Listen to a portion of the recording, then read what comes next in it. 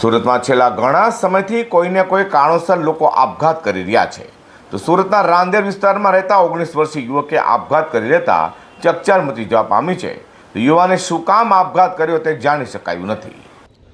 સુરતમાં વારંવાર આપઘાતના બનાવમાં વધારો થઈ રહ્યો છે ને જે બાબતે પણ લોકો આત્મહત્યા કરી રહ્યા છે અને મોટાભાગના કિસ્સાઓમાં આર્થિક સંકળામણથી કંટાળી આત્મહત્યા કરી લેતા હોય છે. ત્યારે ફરી એક આપઘાતની ઘટના સામે આવી છે. વાત છે સુરતના રાંદેર વિસ્તારની. સુરતના રાંદેરના ભુવનેશ્વરી સોસાયટીમાં રહેતા 19 વર્ષીય યુવાન સની રાઠોડે રાત્રિના સમયે પોતાના રૂમમાં જઈ ગળે ફાંસો ખાઈ લીધો હતો. બનાવની જાણ થતાં જ પરિવારજનો તેને તાત્કાલિક સારવાર માટે હોસ્પિટલમાં લઈ જવા પામ્યા હતા. જોકે તબીબોએ મૃત જાહેર કર્યો હતો. મારું મોરા પગલ.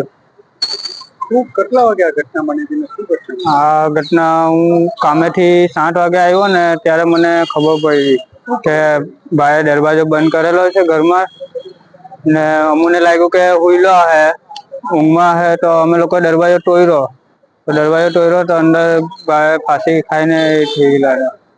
આ ભાઈનું પૂરું નામ શું છે? સની નામ છે મારા ભાઈનું. સની. એની ઉંમર? એની ઉંમર 19 વર્ષ. શું કામ કરતો હતો?